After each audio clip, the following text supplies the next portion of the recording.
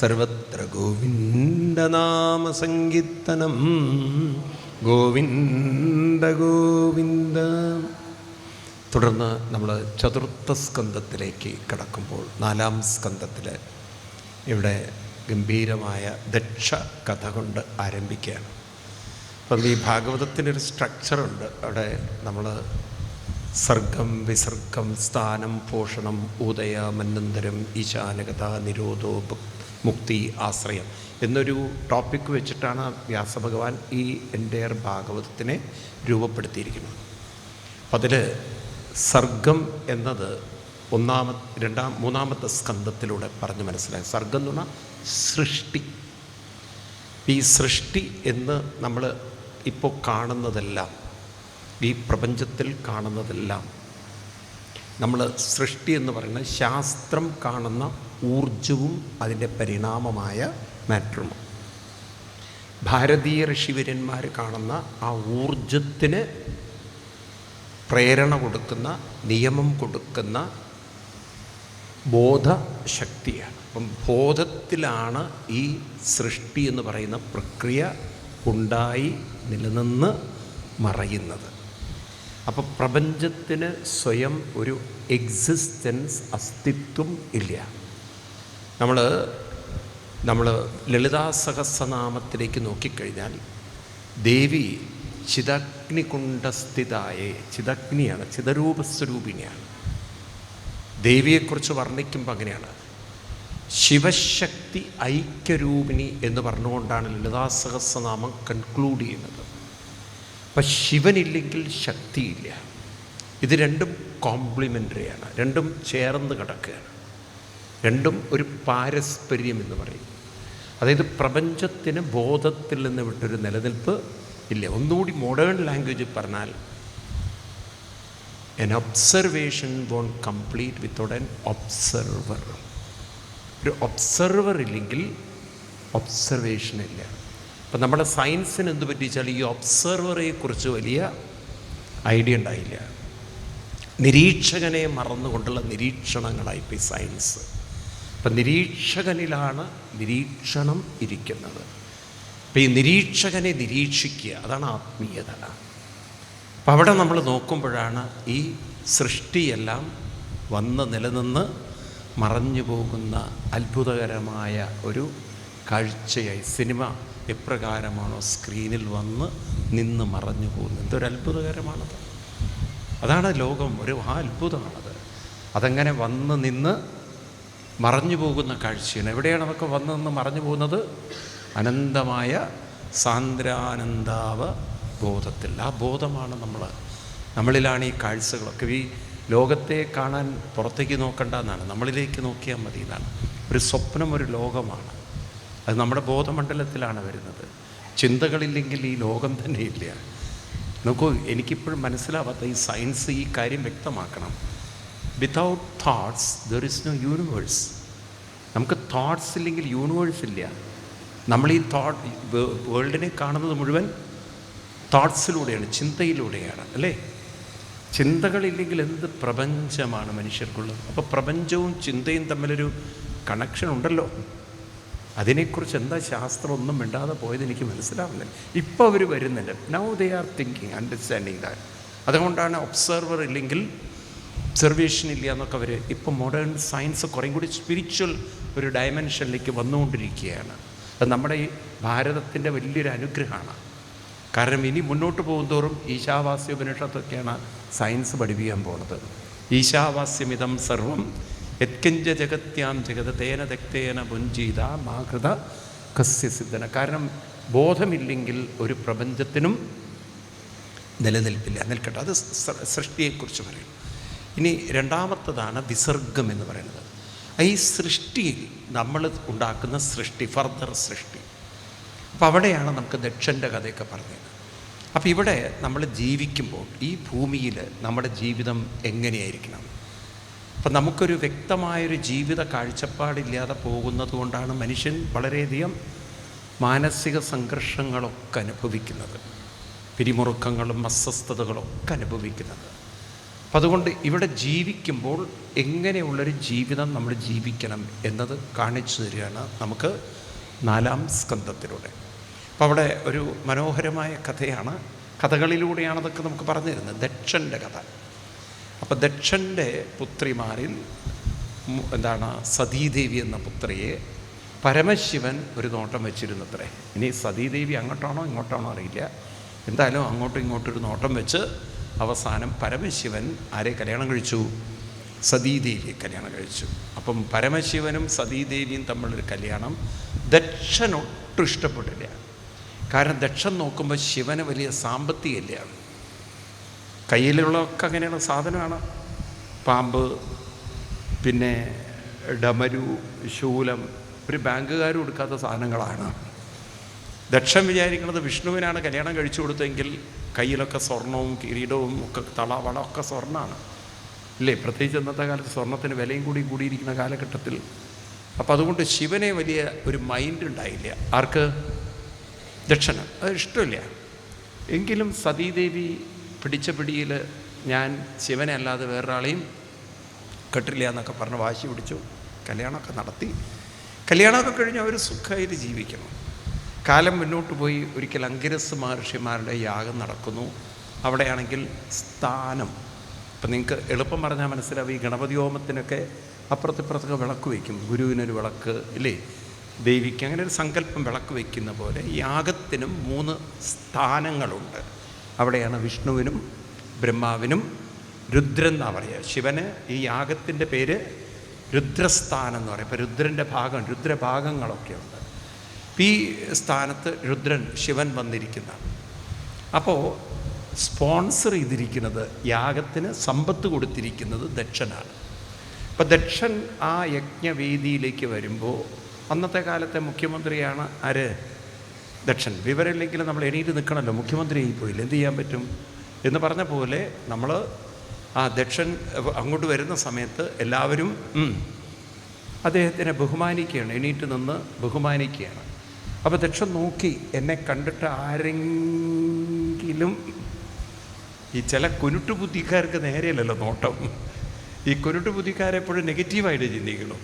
അപ്പോൾ അതുകൊണ്ട് ദക്ഷൻ നോക്കിയത് ആരൊക്കെ എണീറ്റു എന്നല്ല നോക്കിയത് ആരെങ്കിലും എന്നെ കണ്ടിട്ട് എണീക്കാത്തതുണ്ടോ നോക്കുമ്പോൾ 3 പേര് മാത്രം എണീറ്റിട്ടില്ല. ബ്രഹ്മാവ് എണീറ്റില്ല. ബ്രഹ്മാവ് പിതൃസ്ഥാനിയാണ്, അയാൾ എണീക്കേണ്ട കാര്യമില്ല. രണ്ടാമത്തത് വിഷ്ണു, അയ്യോ എൻ്റെ ആരാധ്യനായ ഭഗവാൻ, ഒട്ടും എണീക്കണ്ട. ശിവൻ ഇപ്പോഴാണെങ്കിൽ മകളെ കല്യാണം കഴിക്കുക കൂടി ചെയ്തതുകൊണ്ട് കണ്ണൂർക്കാരുടെ ഭാഷയിൽ പറഞ്ഞ ഓൻ എൻ്റെ മരുവനല്ലേ എന്നതാണ്. ഇപ്പം എൻ്റെ മരുവൻ എന്നെ കണ്ടു കഴിഞ്ഞാൽ, കണ്ണൂർക്കാർ ക്ഷമിക്കണേ, മരുമകൻ എന്നെ കണ്ടാൽ അമ്മായിയപ്പനെ കണ്ടാൽ എണീക്കണ്ടേ, കണ്ണുകൊണ്ട് എണീക്കടാണ്. ശിവനും കണ്ണുകൊണ്ട് എണീക്കാൻ പാവില്ല. 2 പേരും അങ്ങോട്ടും ഇങ്ങോട്ടും കണ്ണുകൊണ്ടൊക്കെ ഒരു വർത്തമാനം. കോപിഷ്ഠനായ ദക്ഷൻ പിന്നെ വായി തോന്നിയതൊക്കെ അങ്ങോട്ട് വിളിച്ചു പറയുകയാണ്.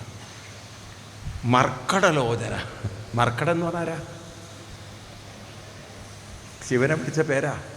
കുറേ ചീത്ത വാക്കുകൾ പഠിക്കണമെന്നുണ്ടെങ്കിൽ നിങ്ങൾ ഭാഗവതം എടുത്ത് നോക്കിയാൽ മതി. ഈ ദക്ഷൻ വിളിച്ച സകല വാക്കുകളും കാണാം.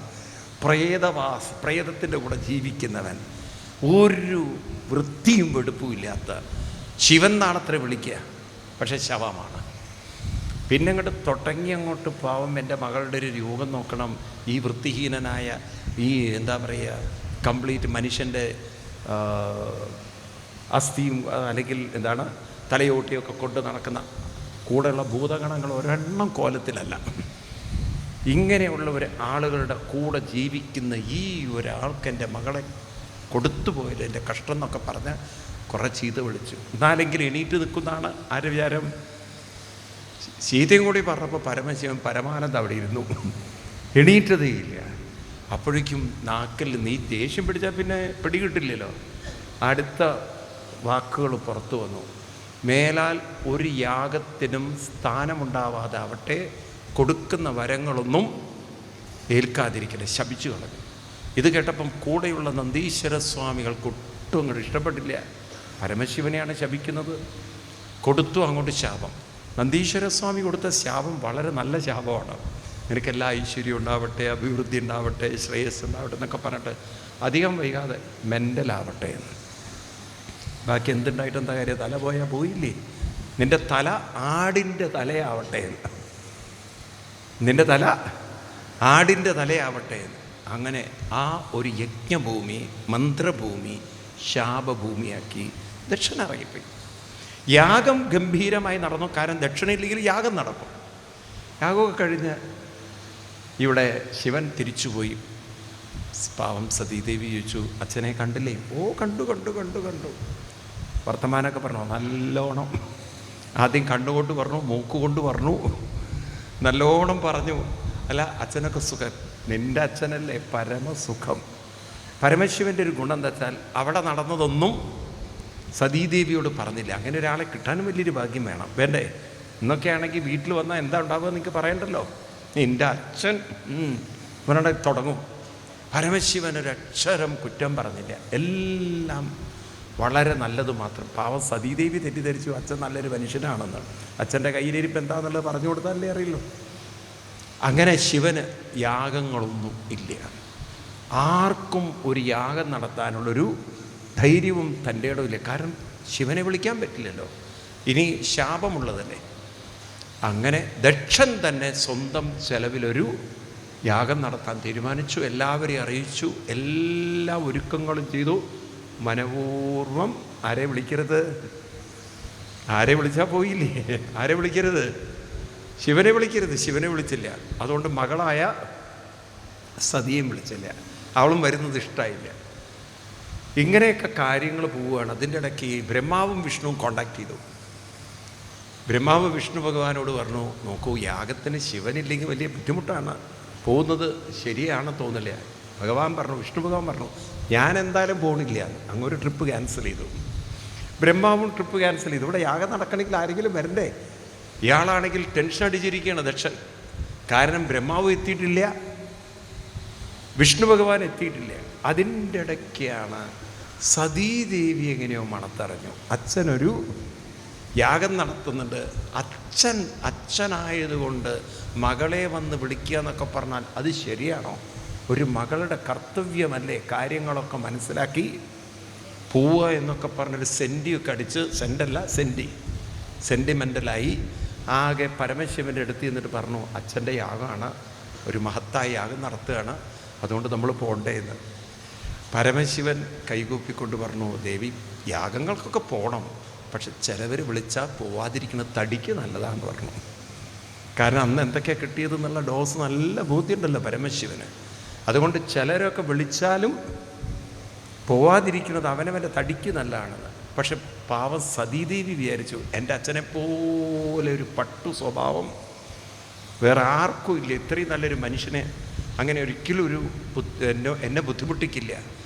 അപ്പം സതീദേവി ചോദിച്ചു, അങ്ങില്ലെങ്കിൽ ഞാൻ ഒരു വിരോധമില്ല, ദേവിക്ക് പോകണോ, ദേവിക്ക് പോയിക്കോളൂ. പക്ഷെ പരമശിവൻ അറിയാം അത് നല്ല പോക്കാവില്ല എന്നുള്ളത്. നന്ദീശ്വര സ്വാമികളോട് പറഞ്ഞു, ഒന്ന് കേമായിട്ട് അങ്ങോട്ട് പോയിക്കോളൂ, കൊട്ടി ഒരു ഇതൊക്കെ ആയിട്ട് അങ്ങോട്ട് പോയിക്കോളൂ. അങ്ങനെ സതീദേവിയെ നന്ദീശ്വര സ്വാമി വളരെ വാദ്യഘോഷമേളങ്ങളോടെ കൊണ്ടുപോവുകയാണ്. ഈ വാദ്യഘോഷമൊക്കെ കേട്ടപ്പം ദക്ഷൻ തെറ്റിദ്ധരിച്ചു ബ്രഹ്മാവും വിഷ്ണു, ഈ രണ്ട് പാർട്ടിയാണല്ലോ വരാനുള്ളത്, അവർ വരാത്തവർ വരികയാണെന്ന്. ഓടി വന്ന് ബൊക്കെയുണ്ട്, മാലയുണ്ട്, അതുപോലെ തന്നെ പൂർണ്ണവും ബൊക്കെയിട്ട് ഇങ്ങനെ ഓടി വന്ന് നോക്കുമ്പം കണ്ണങ്ങനെ നിശ്ചലമായിപ്പോയി. കാണുന്നത് തൻ്റെ മകൾ സതി. പിന്നെന്ന് തല പൊക്കി നോക്കി. അതെന്തിനാവോ?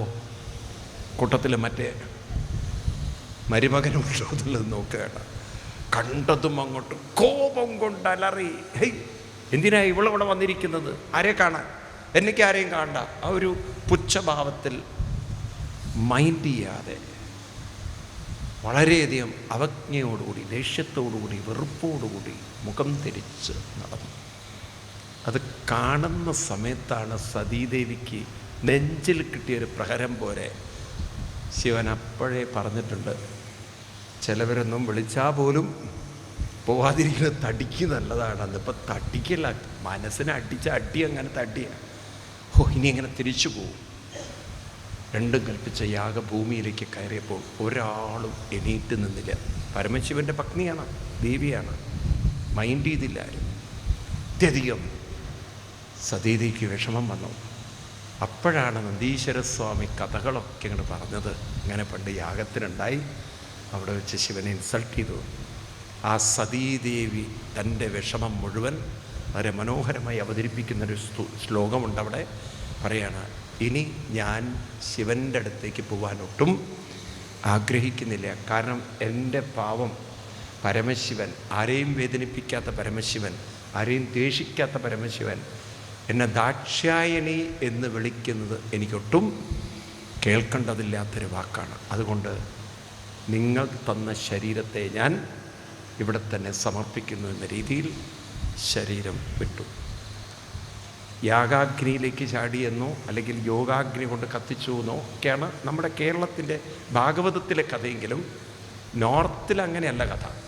നോർത്തിലെ കഥ പരമശിവൻ സതീദേവിയുടെ ദേഹം, പരമശിവൻ ഓടി വന്നു എന്നാണ് അത് കേട്ടിട്ട്, എടുത്ത് താണ്ഡവമാടി എന്നാണ്. പിന്നീടാണ് വിഷ്ണു ഭഗവാൻ ചക്രം കൊണ്ട് ആ ശരീരത്തെ തുണ്ടം തുണ്ടമാക്കി ആ ശരീരത്തിൻ്റെ ഓരോ കഷ്ണങ്ങൾ ഓരോ ഭാഗത്ത് വീണ് അങ്ങനെയാണ് ശക്തിപീഠങ്ങൾ ഉണ്ടായി എന്നാണ് നോർത്തിലേക്ക് വിശ്വാസം. കേട്ട് കാണും നിങ്ങൾ. ഏതായാലും ഇവിടെ സതീദേവി ശരീരം ഉപേക്ഷിച്ചു എന്നുള്ള വാർത്ത കേട്ടതും ഈ വിവരമറിയുന്ന പരമശിവൻ ഉഗ്ര കോപിയായി തൻ്റെ ജടയെടുത്തടിക്കുന്നതും അതിൽ നിന്ന് വീരഭദ്രസ്വാമികൾ പ്രകടമാവുന്നതും ദക്ഷൻ്റെ തലയെടുത്ത് ആടിൻ്റെ തല വയ്ക്കാനുള്ള നിർദ്ദേശം നൽകുന്നതും ഒരു കൊടുങ്കാറ്റ് പോലെ വീരഭദ്രസ്വാമികൾ പോകുന്നതും പണ്ട് ദക്ഷൻ പരമശിവനെ അവഹേളിക്കുമ്പോൾ ആരൊക്കെ അവഹേളിക്കാൻ കൂട്ടുകൂടിയിട്ടുണ്ടോ അവർക്കൊക്കെ കനത്ത ശിക്ഷ. അതിങ്ങനെ ഭാഗവതം പറയുന്നത്, താടി ഉലുക്കിയവൻ്റെ താടി വലിച്ചെടുക്കുന്നു, പല്ലൊളിച്ച് കാട്ടിയവൻ്റെ പല്ലെടുക്കുന്നു. അങ്ങനെ മനോഹരമായ ഒരു രംഗമൊക്കെ ഉണ്ട് അവിടെ. ഓരോരുത്തർക്കും ഓരോ ശിക്ഷകളൊക്കെ കൊടുത്ത് ദക്ഷൻ്റെ തലയെടുക്കണം. അതിന് ആയുധം ഉപയോഗിക്കരുതെന്നാണ്. യാഗത്തിന് ആയുധം ഉപയോഗിക്കാതെ വേണം ശരിയാക്കാൻ തല. ഇതെങ്ങനെ തല എടുക്കും? പിന്നെ ഇത് തിരിച്ചും പിരിച്ചൊക്കെ എടുത്തു എന്നാണ്. നമ്മൾ ഈ ചക്കയൊക്കെ ഉണ്ടല്ലോ എടുക്കുന്നു, അതുപോലെയൊക്കെ എടുത്തു എന്നാണ്. അതെങ്ങനെ കിട്ടിയെന്നുള്ളൊരു പിടിയില്ല. എന്തായാലും അപ്പോഴേക്ക് ഋത്തിക്കുകൾ പറഞ്ഞു, യാഗം പൂർത്തിയാവണമെങ്കിൽ യജമാനന് തല വേണമെന്ന്. അപ്പോഴാണ് അടുത്തുള്ള ഒരു ആടിൻ്റെ തലയെടുത്ത്, ഇപ്പം നമുക്ക് പല പല ഓപ്പറേഷൻസും ശസ്ത്രക്രിയയൊക്കെ ഉണ്ടല്ലോ, മുട്ടുമാറ്റി വയ്ക്കൽ ശസ്ത്രക്രിയ, ആർട്ട് മാറ്റി വയ്ക്കൽ ശസ്ത്രക്രിയ. ഒരുപക്ഷെ ലോകത്തിലെ ആദ്യത്തെ തലമാറ്റി വയ്ക്കൽ ശസ്ത്രക്രിയ ചെയ്തത് ഈ ദക്ഷൻ്റെ കാലയിലാണ്. അപ്പോൾ ആ എക്സ്പെരിമെൻ്റ് ഇവിടെ നടത്തിയിട്ടുണ്ട്. ഇനിയിപ്പോൾ നാളെ ഇപ്പോൾ അതൊക്കെ പറയുമ്പോൾ ഇത് മിത്താന്നും പറഞ്ഞ് വരരുത് നിങ്ങൾ. കാരണം ഈ സ്റ്റോറിയൊക്കെ നേരത്തെ തന്നെ നമ്മുടെ പുരാണങ്ങളിൽ ഉണ്ട്. ഇപ്പം തന്നെ പന്നിയുടെ ഹാർട്ട് വെച്ച് തുന്നി പിടിപ്പിക്കാമെന്നൊക്കെ കേട്ടിട്ടുണ്ട്. ഇനി പന്നിയുടെ തല എന്നാണോ വരിക എന്നറിയില്ല. മനസ്സിലായില്ലേ? കാലം മുന്നോട്ട് പോകുമ്പോൾ അതൊക്കെ വരികയിരിക്കാം മനുഷ്യൻ്റെ തലയ്ക്ക്, കഴുത്തിൻ്റെ മുകളിൽ. ഏതായാലും ഇപ്രകാരം ഒരു ആടിൻ്റെ തല വെച്ച് കൊടുത്ത ദക്ഷൻ അപ്പോഴാണ് ബോധം വരുന്നത്. പിന്നീട് ഭഗവാനെ സ്തുതിക്കുകയാണ്. ആ സമയത്ത് വിഷ്ണു ഭഗവാൻ ഇവർക്ക് കൊടുക്കുന്നൊരു ഉപദേശം 4-ാം സ്കന്ധത്തിൽ 7-ാം അധ്യായത്തിൽ 50, 51, 52, 53, 54 ശ്ലോകങ്ങളിൽ. ഇത് വാസ്തവത്തിലുണ്ടോ, ഈ ശ്ലോകങ്ങളാണ് നമ്മുടെ ഹിന്ദു സംസ്കൃതിയുടെ മഹത്വം യഥാർത്ഥത്തിൽ എന്താണെന്ന് നമുക്ക് കാണിച്ചു തരുന്നത്. ഈ കഥയുടെയൊക്കെ പൊരുൾ ഒളിപ്പിച്ചു വെച്ചിരിക്കുന്നത് ഇത്തരം ശ്ലോകങ്ങളിലാണ്. ഇവിടെ ഇപ്പം നമുക്ക് ദക്ഷൻ്റെ അഹങ്കാരം എന്നൊക്കെ പറഞ്ഞ് കഥകൾ പറയാം. പക്ഷേ എന്താണ് ഈ അഹങ്കാരത്തിന് കാരണം? അടുത്ത പടി എന്താണ്? അടുത്ത തലത്തിലേക്ക് നമ്മൾ പോകാൻ. ഓരോരുത്തരും അവരവരുടെ അഹങ്കാരവും അഭിമാനവും ഒക്കെ വെച്ച് ജീവിക്കുന്നതിൻ്റെ അടിസ്ഥാന കാരണം മനുഷ്യൻ അവനവനെക്കുറിച്ചുള്ള അജ്ഞതയാണ്. അതാണ് ഗുരുസ്തോത്രത്തിൽ എഴുതി വച്ചിരിക്കുന്നത്, അജ്ഞാനതിമിരാന്തസ്യ ജ്ഞാനാഞ്ജനശലാകയ ചക്ഷുരുന്മീലിതം യേന തസ്മൈ ശ്രീ ഗുരവേ നമ. അജ്ഞാനത്തിൽ നിന്നാണ്. അജ്ഞാനം എന്ന് പറഞ്ഞാൽ തന്നെക്കുറിച്ചും മറ്റുള്ളവരെക്കുറിച്ചും വേണ്ടത്ര അറിവില്ലായ്മയാണ് മനുഷ്യന് പലതരത്തിലുള്ള എന്താണ് തോന്നുക, ചെറുപ്പവും വലിപ്പവും ഒക്കെ തോന്നുന്നത്. മറ്റൊരാളെ താഴ്ന്നും താൻ ഉയർന്നവനൊക്കെ തോന്നുന്നതിന് കാരണം വേണ്ടത്ര ജ്ഞാനമില്ലാത്തത് കൊണ്ടാണ്.